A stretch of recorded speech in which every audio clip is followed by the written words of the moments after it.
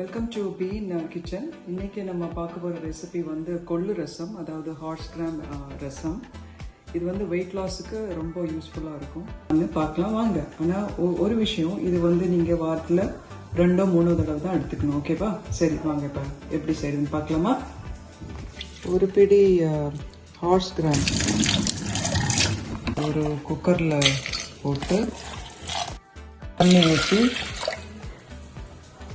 மஞ்சள்தூள், chilli powder, வேப்பிலை கொஞ்சம் போட்டு 8 விசிலில் குக்கரில் வேக வச்சிடணும். கொள்ளு ரசம் இப்போ எப்படி பண்ணுறதுன்னு பார்க்கலாம். கொள்ளு ஏற்கனவே நம்ம வேக வச்சுருக்கோம்.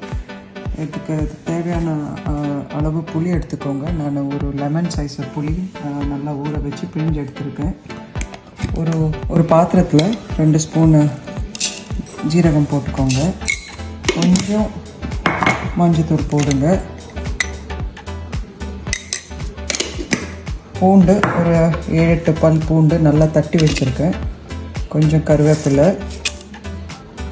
ஒரு சின்ன கல் பெருங்காயம், ஒரு 3 பச்சை மிளகா, இதெல்லாம் ஒரு பாத்திரத்தில் போட்டு தக்காளி 2 எடுத்துக்கோங்க. தக்காளி கட் பண்ணிவிட்டு நல்லா நெருடி விட்டுருங்க. நெருடி போட்டுருங்க. 1/2 மணி நேரம் நல்லா ஊற வச்சாச்சு. இது இப்போ ஒரு மூடி போட்டு ஒரு கொதி வர்ற வரைக்கும் கொதிக்க வேணும்.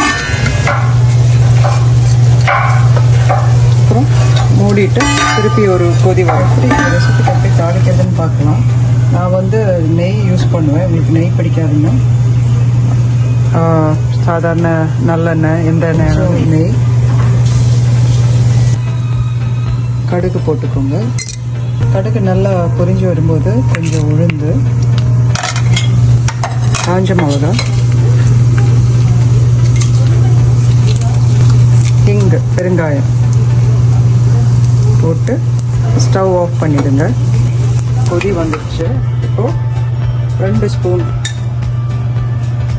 ரச பவுடர் போட்டுக்கோங்க. ரொம்ப கொதிக்க விடக்கூடாது. ஒரு நுரை மாதிரி வரும். இதை தாளிச்சிருக்கோம் இல்லையா, நல்லா ரசத்தில் கொட்டிட்டு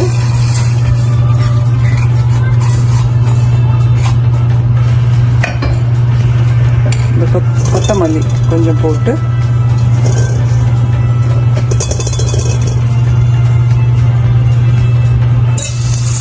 மூடி வச்சுருங்க.